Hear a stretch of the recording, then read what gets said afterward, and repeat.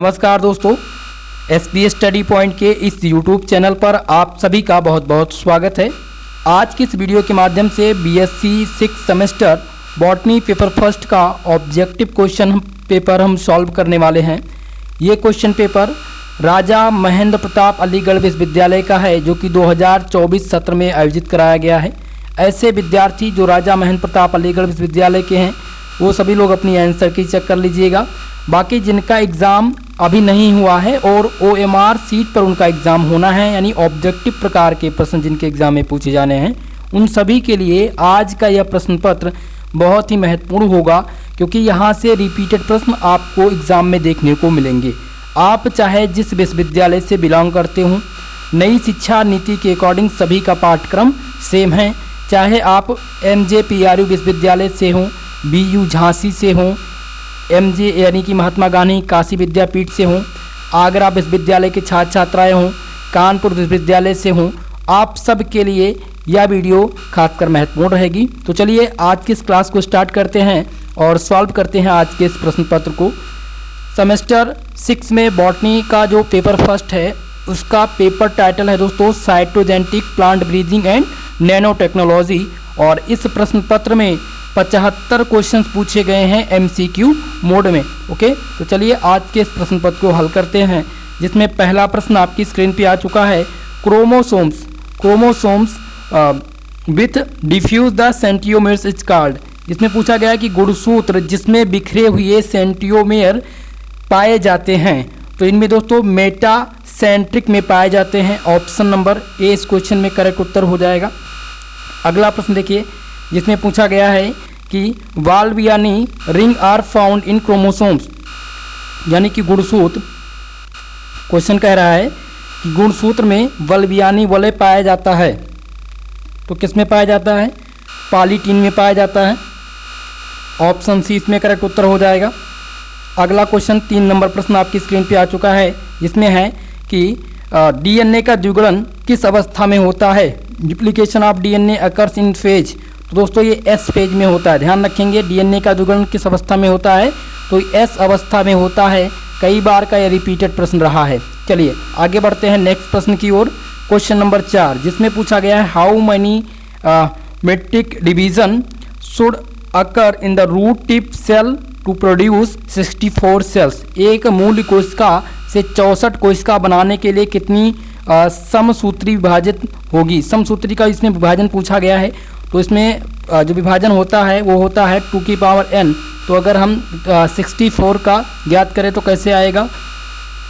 2 into 2 into 2 into 2, 2 दूनी 4, दूनी 8, दूनी 16, दूना 32, 32 दूना 64।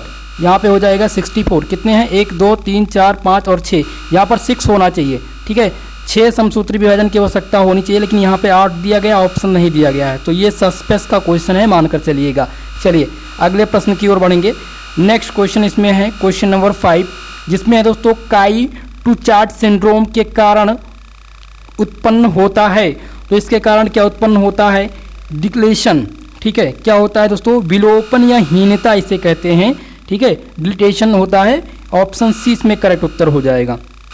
अगला प्रश्न देखिए क्वेश्चन नंबर 6, छठवां प्रश्न इसमें है, जिसमें पूछा गया है द्विन्यून सूत्रण द्वारा प्रदर्शित होता है। तो ये प्रदर्शित किया जाता है, मोस्ट इंपॉर्टेंट ध्यान रखिएगा, 2n-2। कई बार एग्जाम में ये आया हुआ है। बी ऑप्शन इसमें करेक्ट उत्तर हो जाएगा। चलिए अगले प्रश्न की ओर बढ़ते हैं।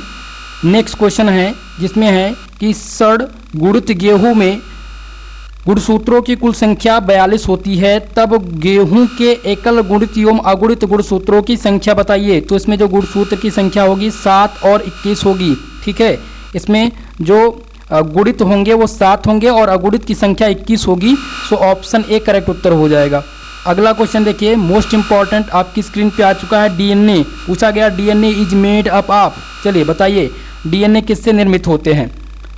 तो इनमें से ध्यान रखेंगे, DNA में सबसे पहले तो एडानिन, गुआनिन, साइटोसिन और थाइमिन, ये 4 में पाए जाते हैं। इसको आप इस तरह से याद कर सकते हैं, AGCT, एडानिन, गुआनिन, साइटोसिन और थाइमिन। बाकी अब DNA निर्मित होते हैं तो इसमें नाइट्रोजनी क्षार आ जाएगा, डाईऑक्सीराइबोस शर्करा और फास्फेट आएगा, ठीक है। ऑप्शन ए इस करेक्ट इसमें करेक्ट उत्तर हो जाएगा 8वें प्रश्न में। चलिए अगले प्रश्न की ओर सभी लोग वीडियो को लाइक शेयर कर दीजिएगा, और अगर वीडियो आपको दिख ना रहा हो तो क्वालिटी थोड़ा सा बढ़ा लीजिएगा, ये प्रश्न पत्र थोड़ा सा धुंधला है, ठीक है। चलिए 9वां क्वेश्चन है, जब दो जोड़े विपरीत लक्षण किसी संकरण जिसे क्रॉस कहते हैं के लिए चुनते हैं तब वो क्या कहलाते हैं, ठीक है। तब उनको क्या कहा जाता है, उनको बैक क्रॉस कहा जाता है, टेस्ट क्रॉस कहा जाता है, या मोनो हाइब्रिड क्रॉस कहते हैं, या डी हाइब्रिड क्रॉस कहते हैं। तो इनको दोस्तों डी हाइब्रिड क्रॉस कहते हैं, जिसे द्विसंकरण कहा जाता है, हिंदी में द्विसंकरण। जब दो जोड़े विपरीत लक्षण किसी संकरण के लिए चुने जाते हैं तब वह द्विसंकरण कहलाते हैं। डी ऑप्शन इसमें करेक्ट उत्तर हो जाएगा। चलिए अगले प्रश्न की ओर नेक्स्ट क्वेश्चन बढ़ते हैं। क्वेश्चन नंबर 10वां क्वेश्चन है कि निम्नलिखित में से कौन सा पूरक जीन पारस्परिक क्रिया अनुपात है, ठीक है। यहाँ पर है which of the following is complementary gene interaction ratio. तो इनमें से जीन पारस्परिक क्रिया का जो अनुपात होगा वो क्या होगा, वो 9:7 होगा। ऑप्शन डी इसमें करेक्ट उत्तर है। अगला प्रश्न जिसमें पूछा गया है कि phenotype ratio of dihybrid test cross is, द्विसंकरण परीक्षार्थ संकरण अनुपात कितना होता है। तो इसका अनुपात होता है 1:1:1:1:1, 1 2 3 4, ठीक है। इसमें हो जाएगा कौन सा, बी वाला ऑप्शन करेक्ट होगा। जब भी द्विसंकरण परीक्षार्थ संकरण पूछा जाए तो इसका जो अनुपात होता है वो 1:1:1:1 होता है। लेकिन अगर इसी में पूरक जीन पारस्परिक क्रिया का अनुपात पूछा जाता है, कम्प्लीमेंट्री जीन इंटरेक्शन रेशियो, तो इसमें 9.7 हो जाता, 9:7, 9:7 जिसे कहते हैं। चलिए अगला क्वेश्चन, निम्नलिखित में से कौन सा क्षार एनालॉग है, which of the following base analog. तो इनमें से नाइट्रोजस ऑक्साइड दिया गया है, नाइट्रस ऑक्साइड, और क्लिचिन, कैफीन, या 5-ब्रोमो यूरेसिल। तो इनमें से कौन सा उत्तर हो जाएगा, 5-ब्रोमो यूरेसिल जो है वो क्षार एनालॉग है। डी ऑप्शन करेक्ट उत्तर है। अगला क्वेश्चन नंबर 13, जिसमें दोस्तों पूछा गया है कि जीन की संरचना एवं क्रिया में अचानक या उत्परिवर्तन जो होता है उसको क्या कहते हैं। तो उसको बहुगुणता कहते हैं, या फिर सहलंगता कहते हैं, बहुगुणता या उत्परिवर्तन। तो इसको म्यूटेशन कहते हैं, क्या कहते हैं, उत्परिवर्तन कहते हैं। 13 नंबर का जो सही उत्तर हो जाएगा वो डी वाला ऑप्शन करेक्ट उत्तर होगा। अगला क्वेश्चन जिसमें पूछा गया है question number 14, which chromosomal constitution is present in the male child of higher organism. यानी कि उच्च श्रेणी के जीव के नर शिशु में जो गुणसूत्र का संगठन है वो कौन सा है। तो इसका जो संगठन होगा गुणसूत्र का वो हो जाएगा AA+XY। क्या हो जाएगा, AA+XY। बी ऑप्शन करेक्ट उत्तर होगा। अगला क्वेश्चन देखिए 15 नंबर प्रश्न, जिसमें पूछा गया है कि विच of the following is plant introduction agency in India. निम्नलिखित में से कौन सा भारत में पादप परिचालक या पौधा परिचय एजेंसी है। आपके ऑप्शन है IICR, ऑप्शन बी दिया गया है DBT, सी है NBPGR, और डी ऑप्शन है CISR। चलिए उत्तर करिएगा आप सब लोग इस क्वेश्चन का। तो इस क्वेश्चन में जो करेक्ट उत्तर हो जाएगा वो हो जाएगा ऑप्शन नंबर सी, NBPGR। इसका मतलब क्या होता है, national bureau of plant genetic resource, national bureau of plant genetic resource. Okay, option C इसमें करेक्ट उत्तर हो जाएगा। अगला क्वेश्चन, व्यक्तिगत प्रायोगिक अध्ययन से मूल शोधकर्ता द्वारा एकत्र डाटा जो होता है उसको क्या कहते हैं। तो उसको प्राथमिक डाटा कहते हैं, प्राइमरी डेटा कहते हैं। ऑप्शन नंबर ए इस क्वेश्चन में करेक्ट उत्तर होगा। जैसे कि 15 नंबर प्रश्न को एक बार फिर से समझने का प्रयास कीजिएगा। आपसे अगर पूछे कि विच of the following plant introduction agency of India, यानी भारत में पादप परिचय या पौधा परिचय एजेंसी कौन सी है, तो आप ध्यान रखेंगे कि national bureau of plant genetic resource होता है। चलिए तो यहाँ पर सी ऑप्शन सही हो जाएगा। अगला क्वेश्चन, नेक्स्ट क्वेश्चन आपकी स्क्रीन पे क्वेश्चन नंबर 17, जिसमें है कि 9 प्रेषण की अंकगणितीय माध्य कितना है, 100 है, जबकि 6 प्रेषण का माध्य 80 है। तो इन सभी का 15 प्रेक्षण समेत माध्य कितना होगा। तो इसका माध्य निकालना है, तो इसका माध्य जो आएगा वो 92 आएगा, निकाल लीजिएगा आप लोग। फिलहाल मैं इसका सॉल्यूशन करा दूंगा, क्योंकि माध्य और माध्यिका से ईस्टर्न डिवीजन से क्वेश्चंस आएंगे तो लगभग मैं 3 से 4 क्वेश्चन का टाइप में करा दूंगा। अगला क्वेश्चन 18 नंबर, जिसमें है the process of removal of another from the flower is called. पुष्प से पराग कोश को विघटित हटाने की प्रक्रिया को क्या कहते हैं? तो इस घटना को हटाने की जो प्रक्रिया है वो विपुंसन कहलाती है। क्या कहलाती है? विपुंसन कहलाती है। ऑप्शन ए करेक्ट उत्तर है 18 नंबर क्वेश्चन का। अगला क्वेश्चन 19 नंबर आपकी स्क्रीन पे आ चुका है, जिसमें पूछा गया दोस्तों, दो भिन्न परंतु संबंधित प्रजातियों के संयोजन से किस प्रकार की बहुगुणिता उत्पन्न होती है? आपके ऑप्शन दिए गए हैं, ऑटो पॉलीप्लाइड, या ऑप्शन नंबर बी दिया गया है एलो पॉलीप्लाइड, ऑप्शन बी है होमोप्लोराइड और मोनोप्लोराइड। ठीक है, तो करेक्ट उत्तर कौन सा हो जाएगा? 19 नंबर में हो जाएगा ऑप्शन नंबर बी एलो पॉलीप्लाइड। ठीक है, ऑप्शन नंबर बी करेक्ट उत्तर होगा। अगला क्वेश्चन आपकी स्क्रीन पे क्वेश्चन नंबर 20। क्वेश्चन नंबर 20 क्या कह रहा है? यूकैरियोटिक कोशिका में माइटोकॉन्ड्रिया का कार्य पूछा गया है। What is the function of mitochondria in eukaryotic cell? Protein synthesis, option B दिया गया photosynthesis, lipid synthesis and ATP synthesis. चलिए बताइएगा उत्तर। तो इसमें से सही उत्तर कौन सा हो जाएगा? एटीपी संश्लेषण। यूकैरियोटिक कोशिका में जो माइटोकॉन्ड्रिया का कार्य है वो एटीपी संश्लेषण का है। डी ऑप्शन करेक्ट उत्तर हो जाएगा 20 नंबर क्वेश्चन का। ओके, चलिए अगले प्रश्न की ओर। क्वेश्चन नंबर 21, जिसमें क्या पूछा गया है कि अर्धसूत्री विभाजन के दौरान समजात गुणसूत्रों के बीच आनुवांशिक सामग्री के आदान प्रदान में कौन सी प्रक्रिया होती है? ये पूछा गया है। ऑप्शन आपके दिए गए, लिंकेज, आनुवांशिक बहाव जिसे जेनेटिक ड्रॉप कहते हैं, क्रॉसिंग ओवर और उत्परिवर्तन जिसे म्यूटेशन कहते हैं। ठीक है, तो इनमें से कौन सा करेक्ट उत्तर हो जाएगा? Crossing over. इसको क्या कहते हैं? क्रॉसिंग ओवर कहते हैं। एक बार समझने का प्रयास कीजिएगा। अर्धसूत्री विभाजन के दौरान समजात गुणसूत्रों के बीच जो आनुवांशिक सामग्री में के आदान प्रदान में जो प्रक्रिया होती है उसको हम क्रॉसिंग ओवर कहते हैं। सी ऑप्शन करेक्ट उत्तर है। अगला क्वेश्चन 22 नंबर। 22 नंबर प्रश्न आपकी स्क्रीन पे आ चुका है। चलिए उत्तर करने का प्रयास करेंगे कि पौधे में कौन सा कोशिकांग साइटोप्लाज्मिक वंशानुक्रम के लिए जिम्मेदार है?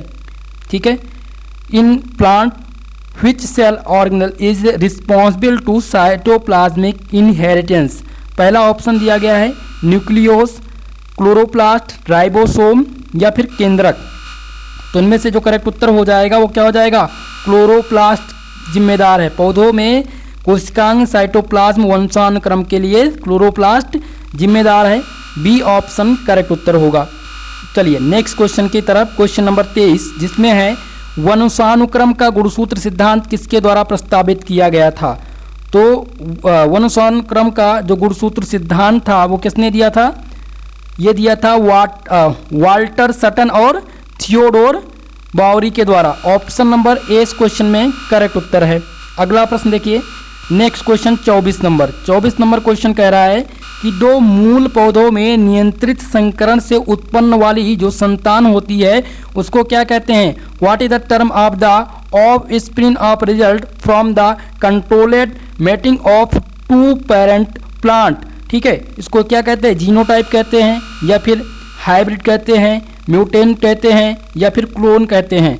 तो इनमें से जो सही उत्तर हो जाएगा क्वेश्चन नंबर 24 में वो हो जाएगा हाइब्रिड, जिसे संकर कहते हैं। ठीक है, बी ऑप्शन करेक्ट उत्तर हो जाएगा।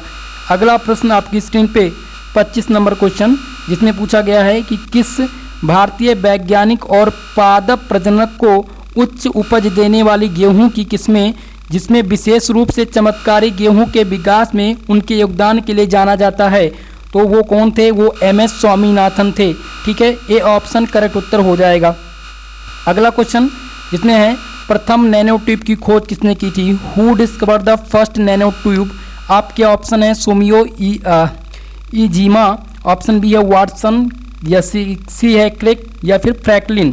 तो इनमें से जो करेक्ट उत्तर हो जाएगा वो कौन सा हो जाएगा? सोमियो इजीमा जो थे वो प्रथम नैनो ट्यूब के खोजकर्ता थे। ऑप्शन ए इसमें करेक्ट उत्तर है। अगला क्वेश्चन देखते हैं 27 नंबर। आपकी स्क्रीन पे 27 नंबर क्वेश्चन आ चुका है। चलिए उत्तर करने का प्रयास आप सब करेंगे। What is the objective of nano particle synthesis? Nano संश्लेषण का उद्देश्य पूछा गया है, क्या होता है नैनो संश्लेषण का उद्देश्य? पहला है समान आकार और आकृति वाले नैनो कणों का उत्पादन करना, बी है नैनो स्केल पर सामग्रियों के गुणों का अध्ययन करना, सी है विशिष्ट अनुप्रयोग के लिए नैनोकरण विकसित करना, या उपरोक्त सभी। तो इनमें से करेक्ट उत्तर कौन सा हो जाएगा? ऑप्शन डी वाला होगा, क्योंकि नैनो संश्लेषण का उद्देश्य ये सभी है, एक प्रकार का समान आकार आकृति बनाने वाले नैनोकण का उत्पादन, नैनो स्केल में सामग्रियों के गुण का अध्ययन, तो ये सब इसके अंतर्गत सम्मिलित है। सो डी वाला ऑप्शन करेक्ट उत्तर होगा। चलिए सभी लोग वीडियो को लाइक शेयर कर दीजिए भाई, लाइक में बिल्कुल कंजूसी मत कीजिएगा, और जो भी हमारे इस चैनल पर नए हैं आप सबसे मेरा निवेदन है चैनल को सब्सक्राइब कर लीजिएगा। इसी प्रकार की वीडियो मैं आप सबके लिए हमेशा लाता रहता हूं। और बीएससी की समस्त क्लास, अगर आपको कोई भी नोट्स चाहिए तो आप हमारे टेलीग्राम पर जाइए, SP स्टडी पॉइंट सर्च कीजिए टेलीग्राम पे, या लिंक डिस्क्रिप्शन बॉक्स में है, ओपन करिए, वहाँ से आपको सारे क्लास के PDF मिल जाएंगे। थोड़ा सा आपको सर्च करना पड़ेगा, क्योंकि टेलीग्राम पे क्या होता है डे बाय डे अपडेट होता रहता है, तो वो स्क्रॉल होता रहता है। ठीक है, चलिए 28 नंबर क्वेश्चन को देखते हैं, जिसमें कौन सा आर्टिफिशियल इंटेलिजेंस तंत्र पौधों की वृद्धि और स्वास्थ्य की दूर से निगरानी करने में मदद करता है? What artificial intelligence tool help the monitoring plant growth and health remobility? ठीक है, तो इसमें जो मदद करता है वो सेंसर और लेंस ड्रोन। ठीक है, सेंसर और लेंस ड्रोन आर्टिफिशियल एजेंसी में पौधों तंत्र की वृद्धि और स्वास्थ्य में निगरानी करता है। यहाँ पर कौन सा ऑप्शन हो जाएगा? ए वाला करेक्ट उत्तर होगा। चलिए अगले प्रश्न की ओर बढ़ते हैं। नेक्स्ट क्वेश्चन 29 नंबर, जिसमें क्या पूछा गया है? चलिए 29 नंबर क्वेश्चन है कि बिग डेटा एनालिसिस क्या है? व्हाट इज द बिग, यहाँ पर बिग होना चाहिए, what is the big data analysis? तो बिग डेटा एनालिसिस क्या करता है, जल्दी से उत्तर कीजिएगा। आपके ऑप्शन है बड़ी मात्रा में डेटा संग्रहित करने की प्रक्रिया, क्या इसको हम कहते हैं बिग डेटा एनालिसिस? चलिए दूसरा ऑप्शन दिया गया है the analysis of structured data only, यानी केवल संचारित डेटा का विश्लेषण, या ऑप्शन सी है कि बड़े और जटिल डेटा सेट की गहराई पहुंच और मूल्य निकालने की प्रक्रिया, या ऑप्शन डी है डेटा को पदानुक्रमित संरचना में व्यवस्थित करने की प्रक्रिया है। तो आपको बता दें बिग डेटा माफ कीजिएगा, बिग डेटा एनालिसिस जो है वो है केवल संचारित डेटा का विश्लेषण, बी ऑप्शन करेक्ट उत्तर है। अगला क्वेश्चन IoT क्या पूछा गया है? IoT क्या है? मोस्ट इंपॉर्टेंट क्वेश्चन है। तो इसका जो फुल फॉर्म होता है वो होता है इंटरनेट ऑफ थिंग्स। क्या होता है? इंटरनेट ऑफ थिंग्स इसका फुल फॉर्म होता है, सी ऑप्शन करेक्ट उत्तर हो जाएगा। अगला क्वेश्चन 31 नंबर, जो कि मोस्ट इम्पॉर्टेंट क्वेश्चन है, इसको समझने का प्रयास कीजिएगा। ये इस प्रकार के प्रश्न आपके एग्जाम में रिपीट होंगे। निम्नलिखित में से कौन सा शैक्षिक नेटवर्क मुख्य रूप से भारत में उच्च शिक्षा संस्थान को शैक्षणिक संसाधन और जानकारी प्राप्त करने पर केंद्रित है? पहला है INF LIBNET, ठीक है, दूसरा है NICNET, सी दिया गया है BRNET, और डी दिया गया है NINJA। चलिए तो आपको बता दें इसका जो सही उत्तर हो जाएगा वो हो जाएगा ऑप्शन ए, क्योंकि INF फॉर क्या हो गया? इंफॉर्मेशन, LIB फॉर क्या हो गया? लाइब्रेरी, और NET यानी क्या हो गया? नेटवर्क। तो इंफॉर्मेशन लाइब्रेरी नेटवर्क ये शैक्षिक नेटवर्क है जो मुख्य रूप से भारत में उच्च शिक्षा संस्थान में शैक्षिक संसाधन और जानकारी प्रदान करने में केंद्र करता है। ठीक है, तो ऑप्शन ए करेक्ट उत्तर हो जाएगा।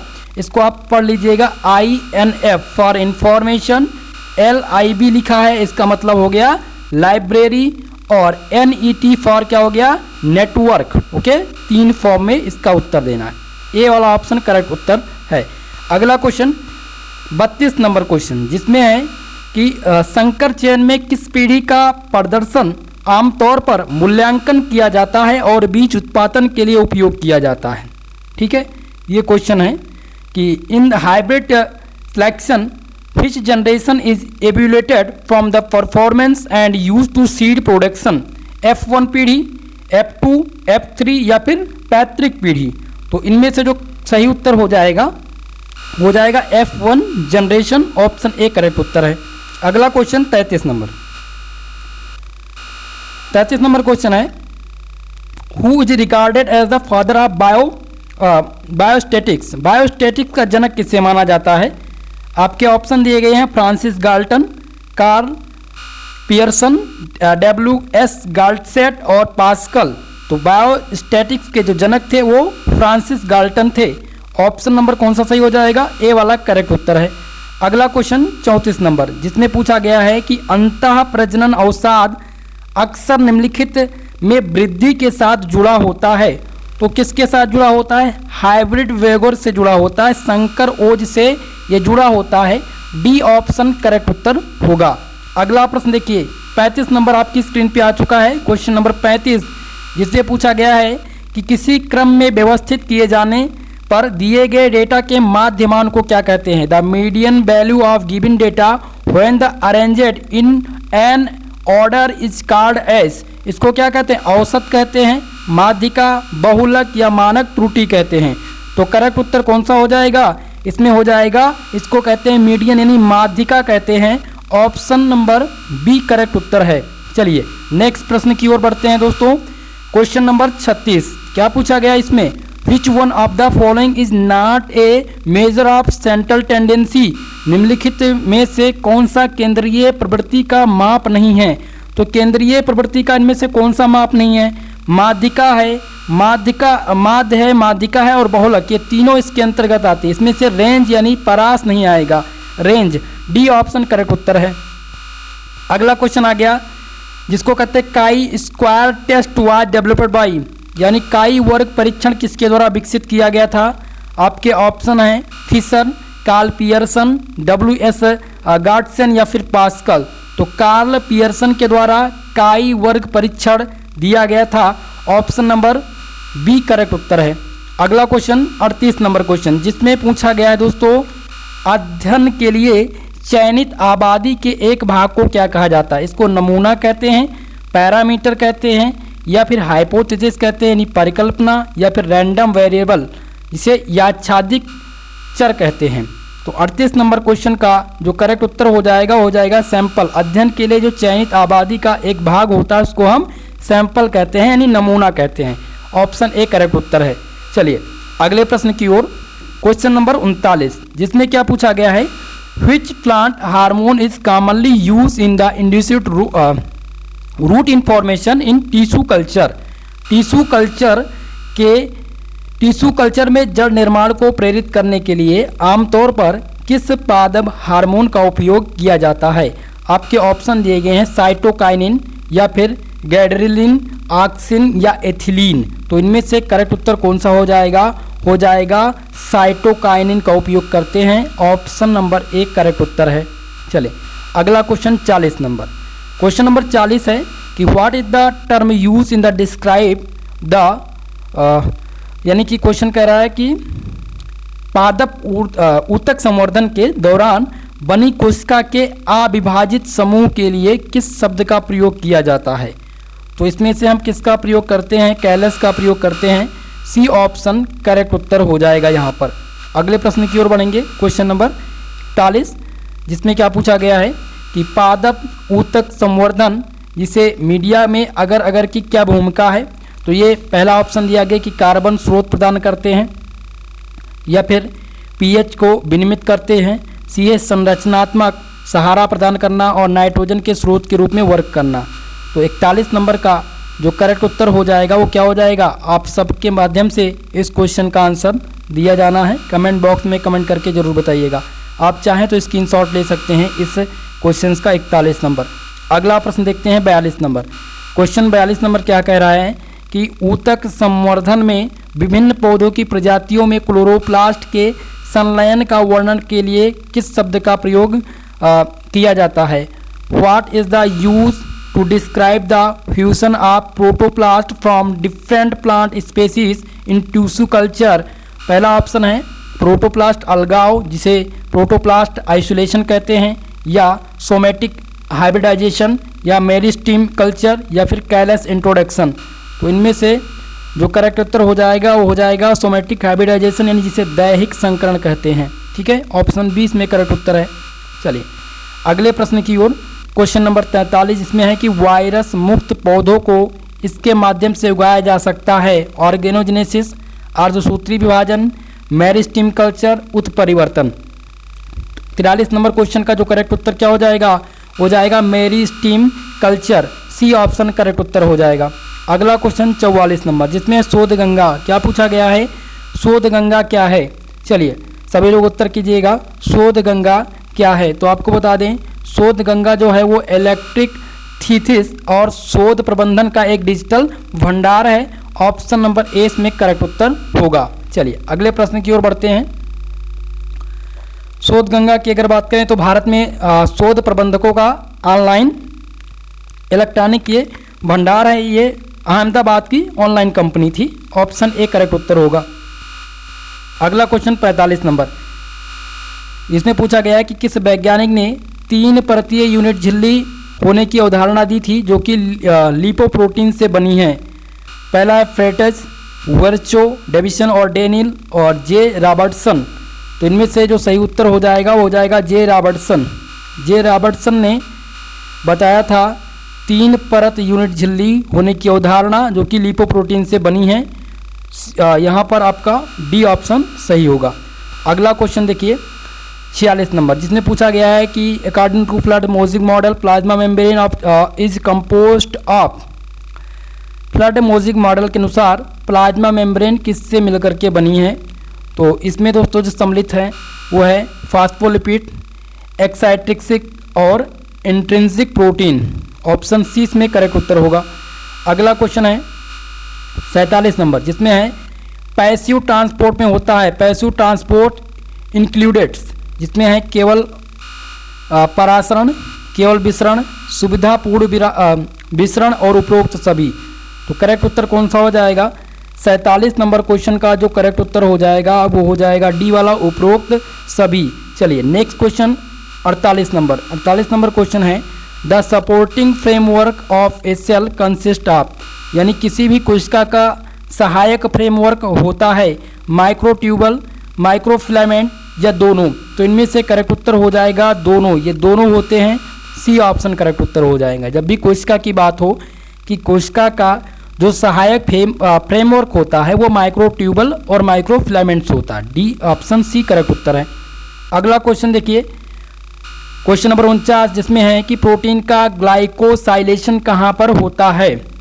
तो प्रोटीन का जो ग्लाइकोसाइलेशन होता है वो एंडोप्लाज्मिक रेटिकुलम में होता है। कहाँ पर होता है, endoplasmic reticulum. Glycosylation of proteins occurs in endoplasmic reticulum. 49 number का बी वाला करेक्ट उत्तर है। अगला प्रश्न देखिए दोस्तों, सभी लोग वीडियो को लाइक शेयर करते रहिएगा भाई, जितने भी छात्र छात्राएं हमारे साथ जुड़ रहे हैं। क्वेश्चन नंबर 50 आ गया आपकी स्क्रीन पे, जिसमें पूछा गया है endoplasmic reticulum was the first discovered by. Endoplasmic reticulum को सबसे पहले किसने खोजा था। आपके ऑप्शन है पोर्टर, सटन, वाटसन या डी वेरी। तो करेक्ट उत्तर इसमें से कौन सा हो जाएगा, option A porter. Endoplasmic reticulum का जो खोज किया था वो पोर्टर ने किया था। ऑप्शन ए करेक्ट उत्तर है। अगला क्वेश्चन 51 नंबर जिसमें पूछा गया है कि किस कोशिकांग में हाइड्रोलाइटिक एंजाइम पाया जाता है। तो पहला दिया गया है माइक्रोसोम्स, लाइसोसोम्स, ऑक्सीसोम्स और राइबोसोम। तो इनमें से जो करेक्ट उत्तर हो जाएगा वो हो जाएगा लाइसोसोम। ठीक है, बी ऑप्शन करेक्ट उत्तर है, यानी कि लाइसोसोम में हाइड्रोलाइटिक एंजाइम पाया जाता है। बी ऑप्शन करेक्ट उत्तर होगा। क्वेश्चन नंबर 52 आपकी स्क्रीन पे आ चुका है दोस्तों, जिसमें है कि Krebs cycle takes place mainly in the, यानी कि क्रेब्स का चक्र मुख्यतः निम्नलिखित में से चलता है न्यूक्लियस में, साइटोप्लाज्म, माइटोकॉन्ड्रिया या फिर राइबोसोम। तो क्रेब्स का जो चक्र है वो मुख्यतः माइटोकॉन्ड्रिया में चलता है। ऑप्शन सी इसमें करेक्ट उत्तर हो जाएगा। क्वेश्चन नंबर 53 जिसमें है कि in plant cell peroxisome are consulted with. पादप कोशिका में प्रॉक्सिसोम किससे संबंधित होता है। आपसे आपका यहाँ पर ऑप्शन है क्रेब्स साइकिल या फोटो रेस्पिरेशन, ग्लाइकोलिसिस या फिर पैकेजिंग। तो इनमें जो करेक्ट उत्तर हो जाएगा फोटो रेस्पिरेशन। ऑप्शन नंबर कौन सा, बी वाला करेक्ट उत्तर यहाँ पर हो जाएगा, फोटो रेस्पायरेशन। चलिए अगला क्वेश्चन 54 नंबर, जिसमें पूछा गया है कि राइबोसोम किसके संश्लेषण में महत्वपूर्ण भूमिका निभाता है। Ribosome have the significant role in the synthesis of lipid, steroids, proteins या फिर सैकेराइड।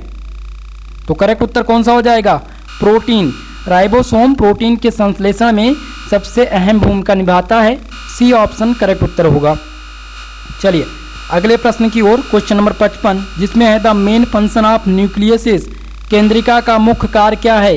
क्या पूछा गया भैया, केंद्रिका का मुख्य कार्य पूछा गया है। तो इसमें से करेक्ट उत्तर कौन सा हो जाएगा, जो केंद्रिका का मुख्य कार्य है वो राइबोसोम्स का बायोजेनेसिस करना, ठीक है, सी ऑप्शन करेक्ट उत्तर है 55 नंबर क्वेश्चन का।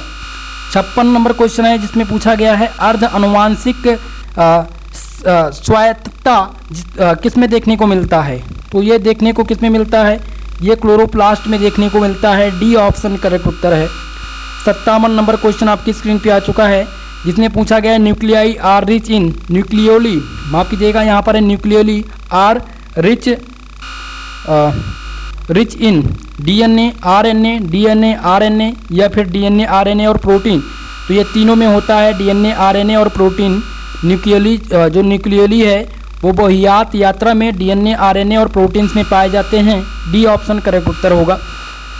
क्वेश्चन नंबर 58 नंबर क्वेश्चन है, ए कोरोमेटेड रिप्रेजेंट्स, एक कोरोमेटिक प्रदर्शित करता है पूर्ण गुणसूत्र या फिर आधा यानी हाफ, 1/2 ऑफ क्रोमोसोम्स। तो ये जो प्रदर्शित करता है एक क्रोमेटिक, वो 1/2 ऑफ क्रोमोसोम्स प्रदर्शित करता है, बी ऑप्शन करेक्ट उत्तर हो जाएगा। क्वेश्चन नंबर 59, जिसमें पूछा गया है कि the part of which not taken the strain in A chromosomes is, गुणसूत्र का कौन सा हिस्सा रंजक ग्रहण नहीं करता है। ठीक है, गुणसूत्र का कौन सा हिस्सा रंजक ग्रहण नहीं करता है, ये क्वेश्चन पूछा गया है। क्वेश्चन नंबर 59, तो इनमें से हो जाएगा सेंट्रियोमेर सेंट्रियोमेर जो है ये गुणसूत्र ये रंजक का हिस्सा नहीं ग्रहण कर सकता, ऑप्शन ए करेक्ट उत्तर हो जाएगा।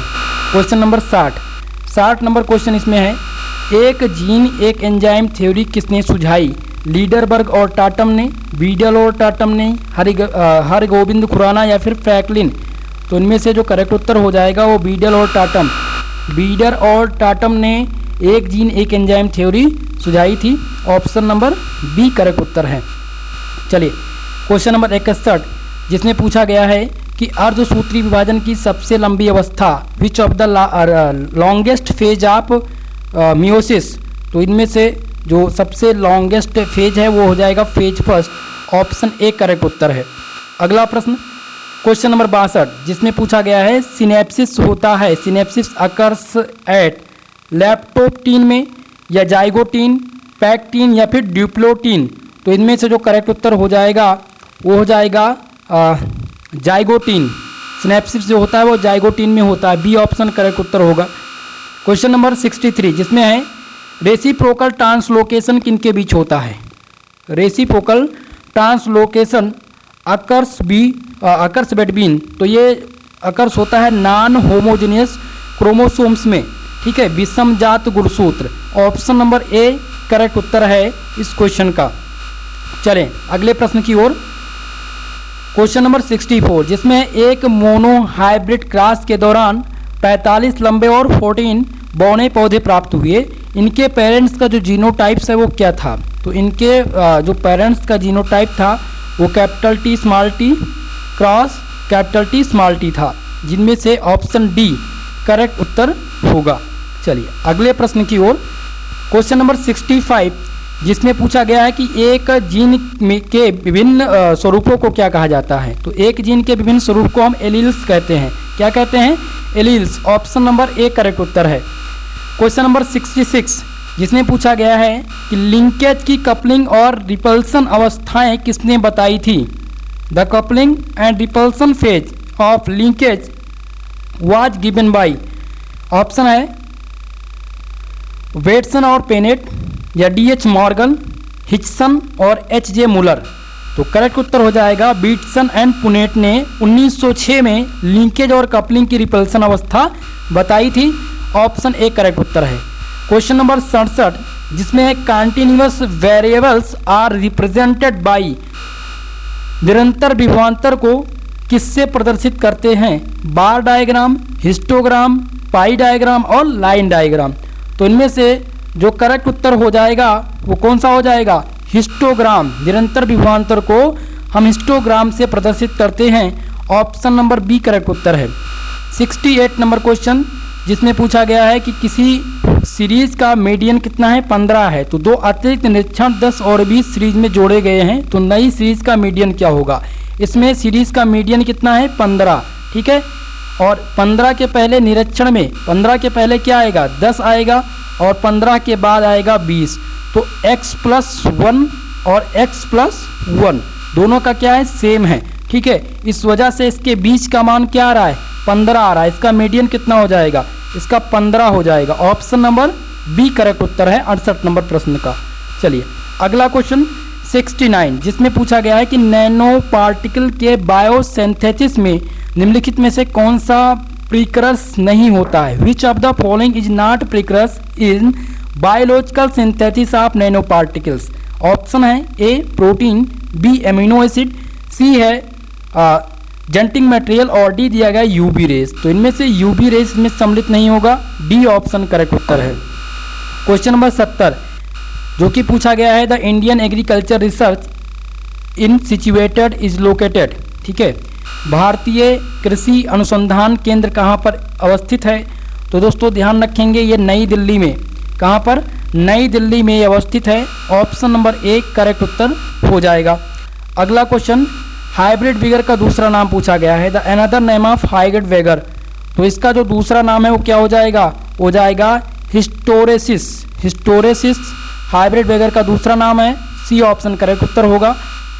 क्वेश्चन नंबर 72 नंबर प्रश्न है सोमेटिक संकरण किसके लिए उपयोग किया जाता है? तो सोमेटिक जो संकरण है वो जीन ट्रांसफर, कोशिकांग द्रव ट्रांसफर और एलोपोलिलाइट्स के बनने में उपरोक्त सभी, यहाँ पर डी ऑप्शन करेक्ट हो जाएगा, इन सब के लिए उपयोगी है। क्वेश्चन नंबर 73 जिसमें पूछा गया है दोस्तों संकरण की क्रिया 2 या 2 से अधिक पौधों के बीच कराई जाती है, इसको क्या कहते हैं? Hybridization process performed between more than 2 plant is known as. तो इसको हम सिंगल क्रॉस कहते हैं या मल्टीपल? तो इसको हम मल्टीपल क्रॉस कहते हैं। बी ऑप्शन करेक्ट उत्तर हो जाएगा। क्वेश्चन नंबर 74 जिसमें पूछा गया है कि निम्नलिखित में से कौन सा संकरण प्रक्रिया का हिस्सा नहीं है? तो पीसीआर संकरण प्रक्रिया का हिस्सा नहीं है। बाकी बैगिंग, टैगिंग और इमेस्कुलेशन ये तीनों इसके भाग हैं, लेकिन पीसीआर भाग नहीं है संकरण प्रक्रिया का। चलिए अगला क्वेश्चन है कि क्रिटिकल क्या है? तो ये दोस्तों जो है ये क्या होता है? ये होता है hexa polyploids. Okay, option number D आपका करेक्ट उत्तर हो जाएगा। हेक्सा फ्लाइट जो होता है critical. Okay, D option correct उत्तर होगा। तो आज के इस प्रश्न पत्र में 75 क्वेश्चन पूछे गए थे जो मैंने सॉल्व करा दिया है। इसके बाद में प्लेलिस्ट में जाइएगा, आपको दीनदयाल उपाध्याय गोरखपुर विश्वविद्यालय का क्वेश्चन पेपर मिल जाएगा, उसको भी मैंने सॉल्व करा दिया, वो देख लीजिएगा। इसके अलावा प्रत्येक यूनिट के बॉटनी के पेपर फर्स्ट के प्रत्येक यूनिट के जो मोस्ट इम्पॉर्टेंट एमसीक्यू है उनको भी मैंने ऑल यूनिट्स करा दिया है। बाकी मॉडल पेपर भी मैंने कराया, तो प्लेलिस्ट में आपको सारी वीडियो मिल जाएगी, उन सभी को देखकर एग्जाम में जाइएगा, बहुत ही हेल्प मिलेगी आपको। ठीक है, अगर आप इसका पीडीएफ चाहते हैं तो हमारे टेलीग्राम चैनल से जुड़ जाइए, जिसका लिंक डिस्क्रिप्शन बॉक्स में दिया गया है। दोस्तों वीडियो को लाइक शेयर करना बिल्कुल मत भूलिएगा, और अगर अभी तक हमारे इस चैनल को सब्सक्राइब नहीं किए हैं तो आप सबसे मेरा निवेदन है हमारे इस चैनल को सपोर्ट कीजिए, सब्सक्राइब जरूर कीजिएगा। ओके दोस्तों, तो आज के लिए बस इतना ही, मिलते हैं किसी नेक्स्ट वीडियो में, तब तक के लिए जय हिंद जय भारत।